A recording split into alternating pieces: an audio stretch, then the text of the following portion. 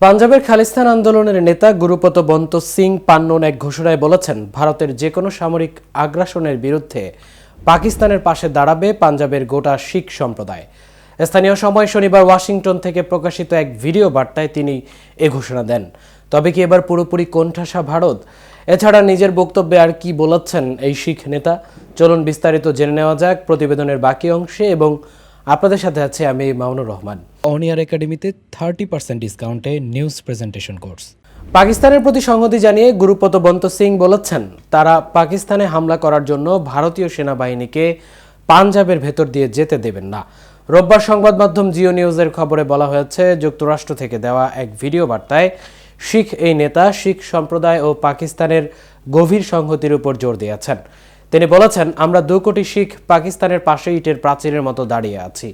শিখ সহ অন্যান্য সংখ্যালঘুদের প্রতি ভারতের আচরণের তীব্র সমালোচনা করে খালিস্তান আন্দোলনের নেতা বলেন, সংখ্যালঘুদের বিশেষ করে শিখদের প্রতি নিপীড়ন সবার কাছেই পরিষ্কার। তিনি ভারত পাকিস্তানের চলমান উত্তেজনার দিকে ইঙ্গিত করে বলেন, এটা 1965 কিংবা 1971 নয়, এটা 2025। খালিস্তান আন্দোলনের এই নেতা পাকিস্তানের নামের অর্থেরও প্রশংসা করেন। তিনি বলেন, দেশটির নাম পাকিস্তান, যা বিশুদ্ধতার ইঙ্গিত দেয়। এটি আমাদের ঐতিহ্য যে আমরা কখনোই আক্রমণ শুরু করি না, আমরা কখনো তা করবও না। ভারতের প্রতি হুঁশিয়ারি উচ্চারণ করে পান্নন বলেন, আক্রমণকারীরা বেঁচে থাকেন না, আর তা ইন্দিরা গান্ধী, নরেন্দ্র মোদী বা অমিত শাহ হন না কেন। ভারতের প্রধান নেতাদের আন্তর্জাতিক আইনের আওতায় জবাবদিহি করা হবে বলে সতর্ক করে দিয়েছেন তিনি। খালিস্তানি এই নেতা বলেন, আমরা মোদী, অজিত দোভাল, অমিত শাহ এবং জয়শঙ্করকেও বিচারের মুখোমুখি করব।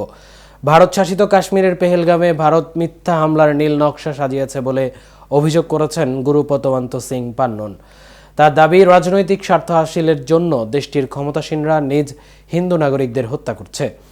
রাজনৈতিক ফায়দা এবং ভোট লাভের আশায় এই হামলা করা হয়েছে। পান্ননের এই বক্তব্য এমন এক সময় এলো যখন ভারতীয় উপমহাদেশে আঞ্চলিক উত্তেজনা চরমে, আর এর ফলে ভারতের রাষ্ট্রীয় মদদে সংখ্যালঘু নির্যাতনের অভিযোগ আরও জোরালো হয়েছে।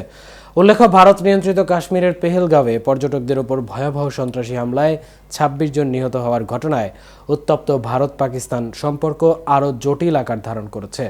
তবে এ ঘটনার নিরপেক্ষ, স্বচ্ছ ও আন্তর্জাতিক তদন্তে অংশ নিতে প্রস্তুতির কথা জানিয়ে শান্তিপূর্ণ বার্তা দিয়েছেন পাকিস্তানের প্রধানমন্ত্রী শাহবাজ শরীফ। শনিবার কাকুলে পাকিস্তান মিলিটারি একাডেমির একটি প্যারেড অনুষ্ঠানে দেওয়া ভাষণে প্রধানমন্ত্রী বলেন, পেহেলগাঁওয়ে সাম্প্রতিক হৃদয় বিদারক ঘটনার দায় চাপানোর খেলা বন্ধ হওয়া উচিত।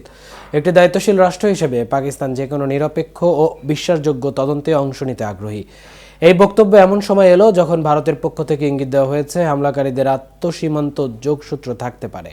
যদিও পাকিস্তান এ ধরনের অভিযোগকে ভিত্তিহীন ও বিভ্রান্তিকর বলে দাবি করে আসছে। আজ এ পর্যন্তই। এতক্ষণ কেটিভির সাথে থাকার জন্য ধন্যবাদ।